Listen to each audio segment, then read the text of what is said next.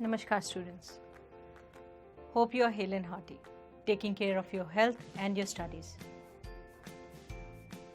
When I say forest, what comes to our mind? Trees all around us. You know the poem of Robert Frost, two roads diverged in a wood. That's the image which comes to our minds. Forests also face a lot of troubles these days. You must have heard in the news about this fire, sometimes in Australia, sometimes in America, even in India. In Uttaranchal, it was a serious issue a couple of years ago. We need to conserve forests for a better environment, and that's a global concern. Exploitation of forests is not a new phenomenon. It's an age-old phenomenon. The development came at a price, and that price was erosion of these forests.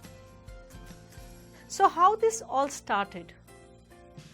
We shall be doing that in today's session. It's grade 9, chapter number 4 of your history books. The name of your book is India and the Contemporary World, Part 1. The name of the chapter is Forest Society and Colonialism.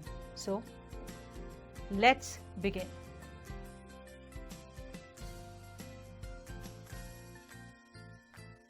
Why deforestation?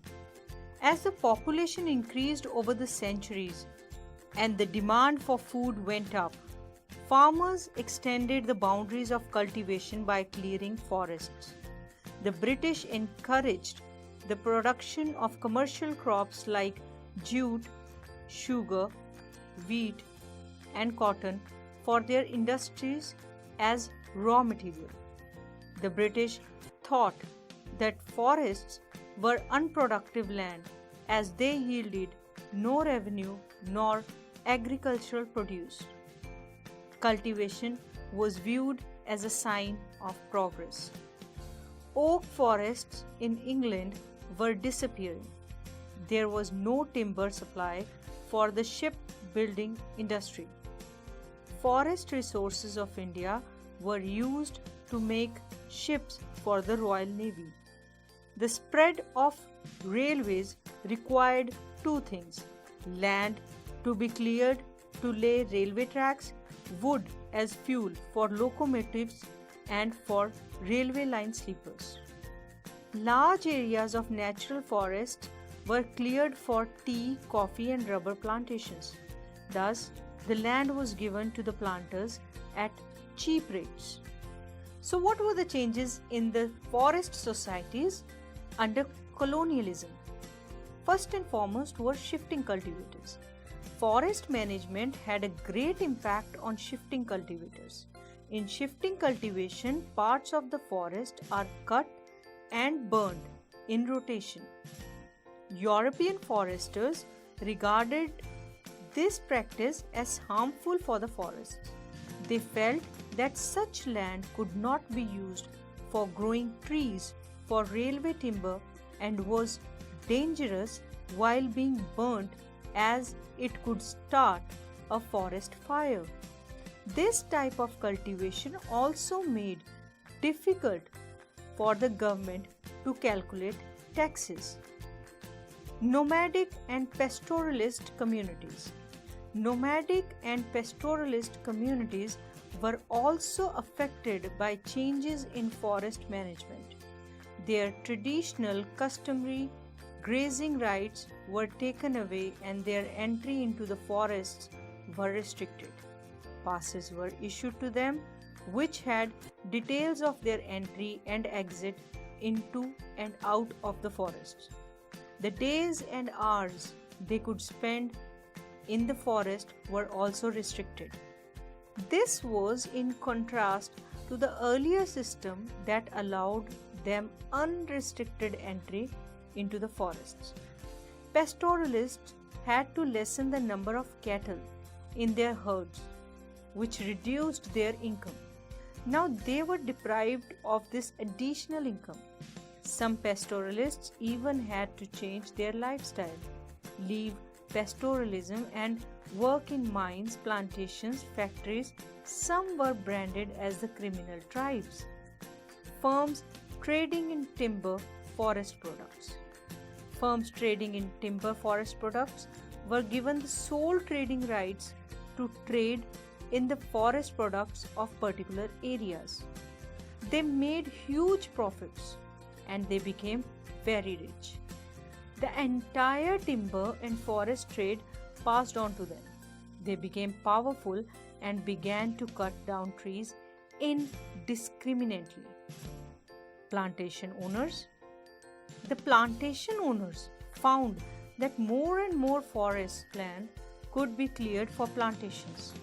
The British had made it very clear that their system of forestry would be scientific forestry. Plantation owners began to reap profits as the British government gave large areas of forest land to European planters.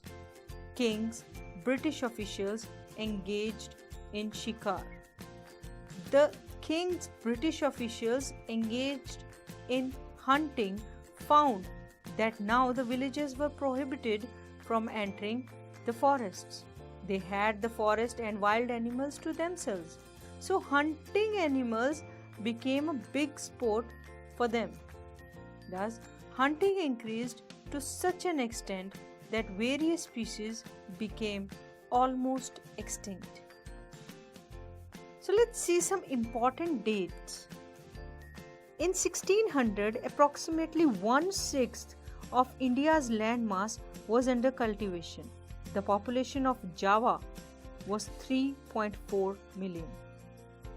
1700 to 1995, 9.3 of world's total area was cleared for industrial uses. Cultivation pastures and fuel woods. 1770, Kalanga uprising, which was suppressed. In 1850, the spread of Indian railways came to the forefront. In 1864, the Indian Forest Service was set up. In 1865, the Indian Forest Act was formulated. In 1878, the Indian Forest Act was amended and divided forest into reserved, protected, and village forests. 1890, Sorontiko Samin started a movement against the state ownership of forests. 1899 to 1908, there were terrible famines. In 1910, rebellion in the kingdom of Bastar took place. 1880 to 1920, India's cultivated land rose by 6.7 million hectares and there were terrible famines. 1946, the length of railway tracks laid by now was 7,65,000 kilometers. In 1980, introduction of scientific forestry and restriction imposed on the forest communities resulted in many conflicts. First, let's look at location of Bastar and belief of people of Bastar. Bastar is located in the southernmost part of Chhattisgarh and borders Andhra Pradesh, Odisha, and Maharashtra. The central part of Bastar is on a plateau. A number of different communities live in Bastar, such as Maria and Murya Gonds, Durwas, Bhatras, and Halbas. They speak different languages but share common customs and beliefs. The people of Bastar believed that each village was given its land by the earth, and in return, they had to look after the earth by making some offerings at each agricultural festival. They show respect to the spirits of the river, the forest, and the mountain. Since each village knows where its boundaries lie, the local people look after all the natural resources within that boundary. If people from a village want to take some wood from the forest of another village, they pay a small fee called devsari, land or man in exchange. Some villages also protect their forest by engaging watchmen, and each household contributes some grain to pay them. Every year there is one big hunt where the headmen of villages meet to discuss issues of concern including forests. So, causes for Bastar rebellion. When the colonial government proposed to reserve two-thirds of the forest in 1905 and stopped shifting cultivation, hunting and collection of forest produce, the people of Bastar were very worried. Some villages were allowed to stay on in the reserved forest on the condition that they worked free for the forest department in cutting and transporting trees and protecting the forest from fire. So these came to be known as forest villages. People of other villages were displaced without any notice or compensation. Villagers had been suffering from increased land rents and frequent demands for free labor and goods by colonial officials. And finally, the terrible famines came in 1899 and 1900 and again in 1907 and 1908. So, the rebellion became inevitable. So, results of the Bastar rebellion were that in a majority victory for the rebels, work on the reservation was temporarily suspended. The area to be reserved was reduced to roughly half of the planned before 1910. Now let's move from Bastar to Java. So, what were the causes for forest rebellion in Java? The Dutch wanted timber from Java to build their ships. They banned the practice of shifting cultivation. The Dutch enacted forest laws in Java restricting villagers' access to the forest. Now wood could only be cut for specified purposes like making river boats or constructing houses, and only from specific forest under close supervision. Villagers were punished for grazing their cattle in young strands, transporting wood without a permit or traveling on forest roads with horse carts or cattle. As in India, the need to manage forest for shipbuilding and railways led to the introduction of a forest service by the Dutch in Java. The Dutch first imposed rents on land being cultivated in the forest and then exempted some villages from these rents if they worked collectively to provide free labor and buffaloes for cutting and transporting timber. So, forest rebellion in Java or Samanist movement in Java, what was it? In the late 19th century, the colonial Dutch had taken over much of Indonesia. The Dutch sought after the natural resources which were abundant in the land. These resources included spice lands and many forests. One forest in particular was the teak forest which lay in near the village Bojonegoro in north-central Java.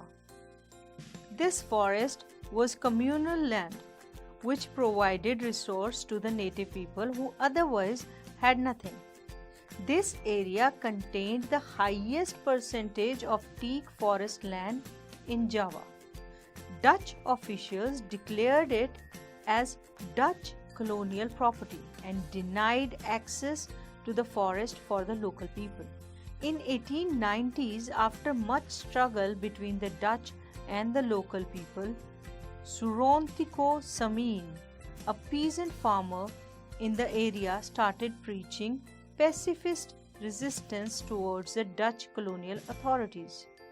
Rather than revolting against the Dutch, Samin encouraged peaceful resistance in the form of not paying taxes and continuing to take teak out of the forest for their own use. By 1907, 3,000 families were following his idea. Some of the Sam insists, protested by laying down on their land when the Dutch came to survey it, while others refused to pay taxes or fines or perform labor. This was an era of growing administrative supervision and centralization of the government on all political and social levels, even the remotest villages.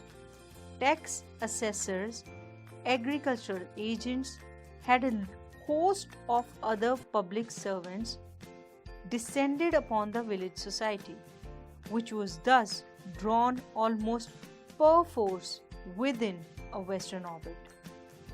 The word Samin comes from the Javanese word Sami, which means the same. So during World Wars, the face of deforestation, let's try to analyze this aspect. The First World War and the Second World War had a major impact on the forests. In India, working plans were abandoned at this time, and the Forest Department cut trees freely to meet British war needs. In Java, just before the Japanese occupied the region, the Dutch followed a scorched earth policy, destroying sawmills and burning huge piles of giant teak logs so that they would not fall into Japanese hands. The Japanese then exploited the forests recklessly for their own war industries, forcing forest villagers to cut down forests. After the war, it was difficult for the Indonesian Forest Service to get this land back. As in India, people's need for agricultural land had brought them into conflict with the Forest Department's desire to control the land and exclude people from it. Let's take up a quick recap of the session we've had today. We started off with the deforestation, how it came to India. Peasants had started clearing forest and breaking new land. The colonial state thought that the forests were unproductive in the earlier 19th century. So between 1880 and 1920, cultivated area and the expansion of cultivation showed a sign of progress. Trees started falling as the railway tracks spread through India. Large areas of natural forest cleared to make way for tea, coffee and rubber plantations to meet Europe's growing need for these commodities. Next is the rise of commercial forestry. The Forest Act was enacted, which was amended twice. The best forests were called reserved forests. Moving on, how were the lives of people affected by the Forest Act? The Forest Act meant severe hardship for villagers across the country. Theft and corruption increased manifold after the act, as locals needed access to earn their livelihood. How did forest rule affect cultivation? Practice of shifting cultivation was introduced during European colonialism. Hunting by locals was a punishable offense by now. New opportunities opened up for trade. So, why it gave birth to the rebellion? Forest communities rebelled against the changes that were being imposed on them. Some of the leaders of these movements were Sidhu and Kanu in the Santhal Parganas and Birsa Munda of Chota Nagpur or Alluri Sitarama Raju of Andhra Pradesh. We'll take up the forest transformations in Java. How the woodcutters of Java had suffered due to Dutch scientific forestry. How the Samins came to the forefront. And the struggle between the Samins and the Dutch. How the First World War and the Second World War had a major impact on forests. And after the war, it was difficult for the Indonesian Forest Service to get this land back. Hope today's session was fruitful for you. Let's try to analyze what we have actually extracted out of this session. Question 1. Java was a dash colony. French, English, Dutch, or none of these? Java was a Dutch colony. Right. Moving on, the Forest Act meant severe hardship for the villagers across the country because cutting wood, grazing cattle, collecting fruits, roots, hunting and fishing became illegal. Option number B, people were forced to steal, and if caught, they had to pay bribes to the forest guards. Option C, women who collected firewood were harassed by the guards. Or option D, all of the above. Yes, the villagers had to undergo all the above hardships. Moving on, the Imperial Forest Research Institute was set up in option A, Dehradun, Delhi, Calcutta or Kanpur. Yes, the Imperial Forest Research Institute was set up in Dehradun. The river Dash flows through Bastar. River Indravati flows through Bastar. Which of the following was the most essential for the colonial trade and movement of goods? Was it roadways, railways, airways or riverways? Yes, it was railways. Option B. Villagers wanted forests to satisfy their following needs: fuel, fodder and shelter, fuel, fodder and fruit, fuel, fodder and cultivation, fuel, fodder and minerals. This is option B, fuel, fodder and fruit. Java is famous for rice production, mining industry, huge population or flood and famines. Java is famous for rice production. So, Indian Forest Service was set up in the year 1864. The Imperial Forest Research Institute was set up at Dehradun. The tribes recruited to work on tea plantations were Santals, Oriens from Jharkhand and Gonds from Chhattisgarh. A British administrator killed 400 tigers. His name was George Ure. Very good.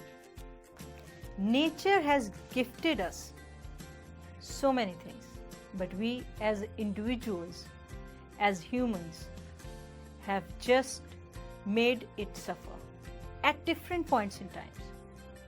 Even in today's session, you must have learned how development came at a very hefty price.